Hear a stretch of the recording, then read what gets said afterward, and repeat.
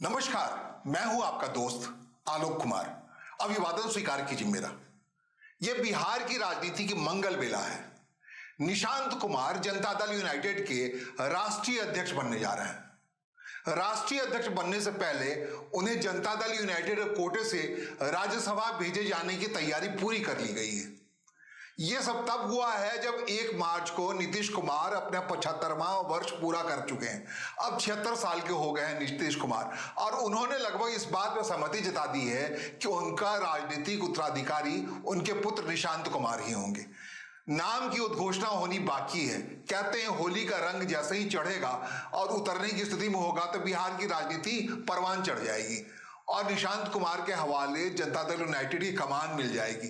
कहते हैं राष्ट्रीय कार्यकारिणी की बैठक 8 तारीख के आसपास बुलाई जानी है। उसमें विधिवत जनता दल यूनाइटेड के मेंबर्स जो एक समारोह होता है, भव्य समारोह के आधार पर निशांत कुमार को जनता दल यूनाइटेड का राष्ट्रीय अध्यक्ष बना देंगे। लेकिन उससे पहले ये बात तय हो जाएगी कि राज्यसभा में उनको पहुंचाया जाए। जनता दल यूनाइटेड के कोटे से 2 राज्यसभा की सीटें जो मैच्योर हो रही हैं, एक उपसभापति हरिवंश की सीट है, उनकी जगह पर निशांत कुमार को भेजे जाने की लगभग सहमति हो गई है। और दूसरी सीट जो रामनाथ ठाकुर केंद्रीय मंत्री की सीट है, उनका कार्यकाल मैच्योर हो रहा है। लगातार 2 बार से वो राज्यसभा के मेंबर हैं और जनता दल यूनाइटेड के बारे में एक परिपाटी रही है कि 2 बार से ज्यादा किसी को कार्यकाल नहीं देती है। लेकिन रामनाथ ठाकुर, चूंकि वह भारत रत्न कर्पूरी ठाकुर के पुत्र हैं, स्वर्गीय कर्पूरी ठाकुर के पुत्र हैं, उनके मामले में ज्यादा छेड़छाड़ नहीं किया जा सकता। दलित राजनीति का मामला है, लिहाजा जनता दल यूनाइटेड ने तीसरी बार रामनाथ ठाकुर को ही राज्यसभा में भेजे जाने का फैसला लिया है। मतलब वो केंद्रीय मंत्रिमंडल में बने रहेंगे। हाँ, एक सीट जो दूसरी सीट है उसकी जगह पर निशांत हरिवंश की जगह पर जो पत्रकार रहे हैं, 2 बार का कार्यकाल उनका पूरा हो चुका है, उनकी जगह पर जनता दल यूनाइटेड ने तय किया है निशांत कुमार को राज्यसभा भेजा जाएगा। मतलब जनता दल यूनाइटेड के राष्ट्रीय कार्यकारी अध्यक्ष संजय कुमार झा भी राज्यसभा में हैं और अब राज्यसभा की पॉलिटिक्स निशांत कुमार करेंगे। कहते हैं बिहार की सत्ता देने से पहले नीतीश कुमार चाहते हैं उनके पुत्र निशांत कुमार राजनीति कार्यशैली में परिपूर्ण हो जाए, संपूर्ण हो जाए, समझदार हो जाए। इसके लिए जरूरी है राज्यसभा उनको भेजा जाए। मुख्यमंत्री नीतीश कुमार चाहते हैं कि मुख्यमंत्री की कुर्सी तक पहुंचने से पहले निशांत कुमार राजनीति कामकाज कौशल में समझदार हो जाए, जानकार हो जाए। इसके लिए उन्हें राज्यसभा भेजा जा रहा है। क्या संसदीय राजनीति होती है, संसदीय कार्यशैली होती है, इस बात को समझने के लिए जरूरी है राष्ट्रीय अध्यक्ष होने के साथ साथ वो राज्यसभा में मौजूद रहें। और जब आने वाले दिनों मौका आए सत्ता परिवर्तन का या यूं कहें कुर्सी देने की बात आए, तो एक लिहाज से तैयार हो जाए निशांत कुमार और जनता दल यूनाइटेड के हवाले जो बिहार के मुख्यमंत्री कुर्सी है, वो जब वक्त आए तो निशांत कुमार के हवाले किया जा सके। अब बिल्कुल क्लियर है, इस होली पर यह बात क्लियर हो गई है कि निशांत कुमार राज्यसभा जा रहे हैं और इसके साथ साथ ही उनको राज्यसभा पहुंचाने के तत्काल बाद राष्ट्रीय कार्यकारिणी बुला करके जनता दल यूनाइटेड की उन्हें राष्ट्रीय अध्यक्ष बना दिया जाएगा। फिलहाल राष्ट्रीय अध्यक्ष नीतीश कुमार हैं। एक लिहाज से समझे राज्यसभा के अंदर में जनता दल यूनाइटेड के राष्ट्रीय कार्यकारी अध्यक्ष संजय कुमार झा भी हैं और अब भावी राष्ट्रीय अध्यक्ष निशांत कुमार भी वहां मौजूद होंगे। जाहिर तौर पर राष्ट्रीय कार्यकारिणी जब बैठेगी तो उसमें क्या संजय कुमार झा राष्ट्रीय कार्यकारी अध्यक्ष रहते हैं जो अभी फिलहाल हैं, या राष्ट्रीय कार्यकारिणी में तय किया जाएगा कि संजय कुमार की झा की जगह पर नया राष्ट्रीय कार्यकारी अध्यक्ष या कोई और प्रभावशाली व्यक्ति के तौर पर आरसीपी सिंह की बात हो रही है बड़ी तेजी से। रामचंद्र प्रसाद सिंह को जनता दल यूनाइटेड में फिर से लाने की बात हो रही है। वो पूर्व राष्ट्रीय अध्यक्ष रहे हैं जनता दल यूनाइटेड के, तो उनको निशांत कुमार के आग्रह पर लाया जा रहा है। इसके अलावा जो अभी कर्म पूरी तरह से जनता दल यूनाइटेड को देख रहे हैं, विश्वस्त पात्र हैं मनीष वर्मा जो महासचिव हैं जनता दल यूनाइटेड के, उनको भी प्रभावशाली बनाए जाने की बात हो रही है। 2 व्यक्ति को जनता दल यूनाइटेड की कोशिश है कि जैसे जैसे अस्ताचल की ओर बढ़ता जा रहा है, नीतीश कुमार का कार्यकाल उम्र के लिहाज से 75 साल पूरे हो गए हैं, अब 76 वर्ष में प्रवेश कर चुके हैं, तब वो वानप्रस्थ आश्रम में जाने से पहले जनता दल यूनाइटेड को बिल्कुल ठीक ठाक कर लेना चाहता है। ये वक्त वही है जिस वक्त में उन्होंने ये फैसला लिया है। मोटे तौर पर रामनाथ ठाकुर के बारे में घोषित कर दिया गया है कि वही होंगे जनता दल यूनाइटेड के एक जो खाली सीट हो रही है उसका चेहरा। दूसरा चेहरा निशांत कुमार, उनके नाम की घोषणा होनी बाकी है। कहते हैं होली खेलने के बाद 4 तारीख के बाद उनके नाम की विधिवत घोषणा हो जाएगी। इस बीच में बिहार की राजनीति एक बड़ी घटनाक्रम हुई है जिसको पिछले वीडियो में मैंने आपको बताने की कोशिश की थी। उपेंद्र कुशवाहा, पूर्व केंद्रीय मंत्री उपेंद्र कुशवाहा का राष्ट्रीय लोक मोर्चा अब भारतीय जनता पार्टी में विलय को पूरी तरह से तैयार हो गया है। राष्ट्रीय लोक मोर्चा के पास 4 विधायक हैं। 4 में से एक तो खुद स्नेहलता जी उपेंद्र कुशवाहा की पत्नी है, और 3 विधायक जो बगावत पे उतर आए थे, इस बात पे उतर आए थे, वो चाह रहे थे भारतीय जनता पार्टी में जाएं।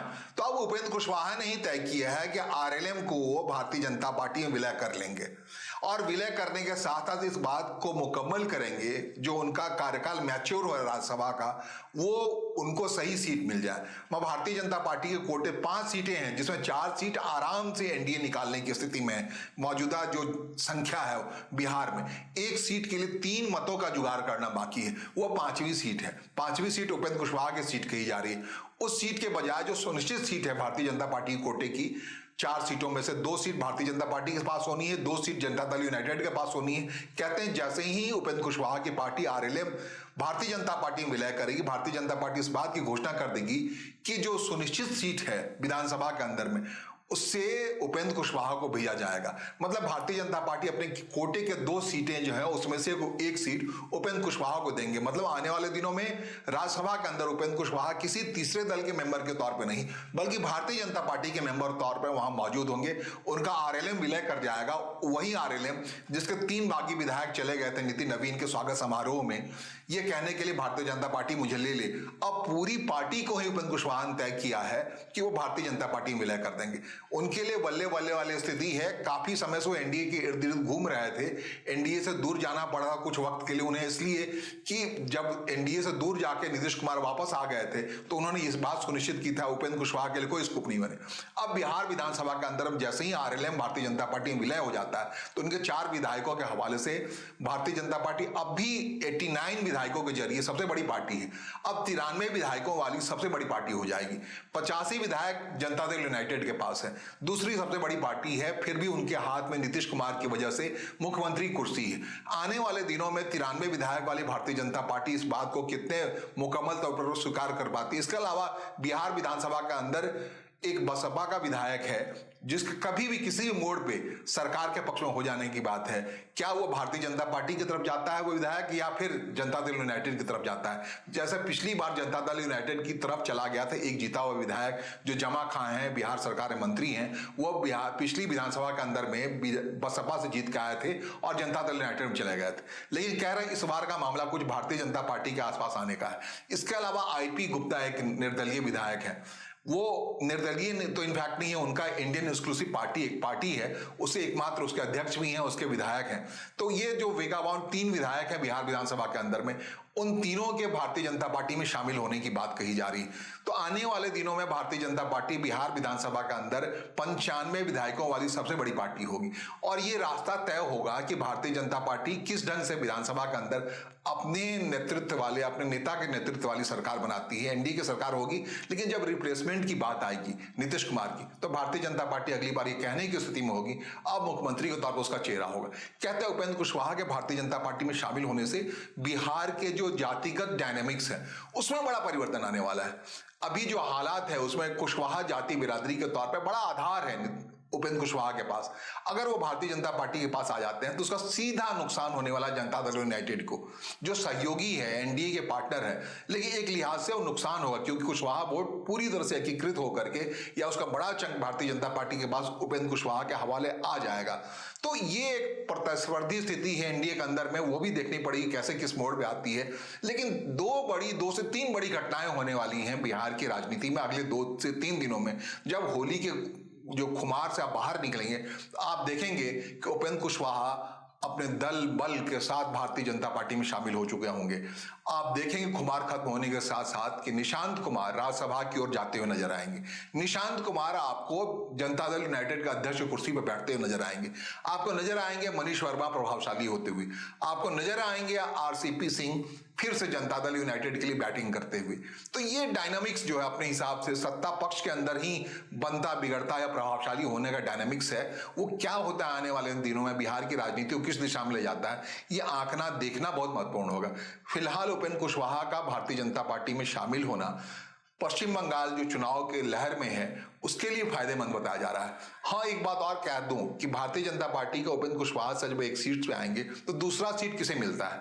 क्या नितिन नवीन बिहार से ही राज्यसभा के मेंबर के तौर पे, जो राष्ट्रीय अध्यक्ष है भारतीय जनता पार्टी की, वो पहुंचते हैं, या नितिन नवीन को किसी और राज्य से लाया जाता है और उनकी जगह पर ऋतुराज सिन्हा की बात हो रही है? तो क्या ऋतुराज सिन्हा बिहार से भारतीय जनता पार्टी के दूसरी जो सीट है, जो उपेंद्र कुशवाहा के अलावा बाकी बची हुई सीट है, उस सीट से आएंगे? काफी लंबे समय से बिहार में बैटिंग कर रहे हैं, उनके पिता भी राज्यसभा के मेंबर रहे थे, तो अपने हिसाब से चल रहा है।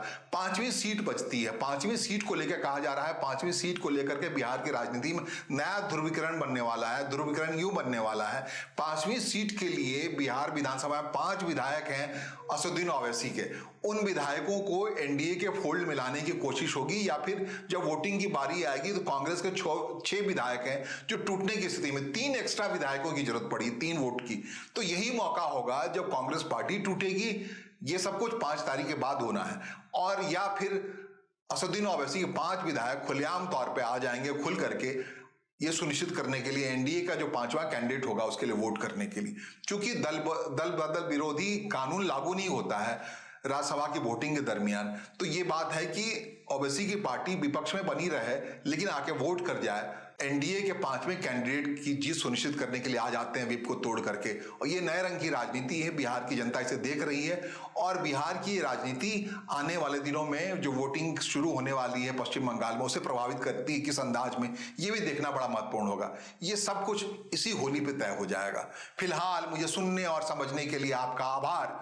होली की ढेरों शुभकामनाएं। नमस्कार, धन्यवाद।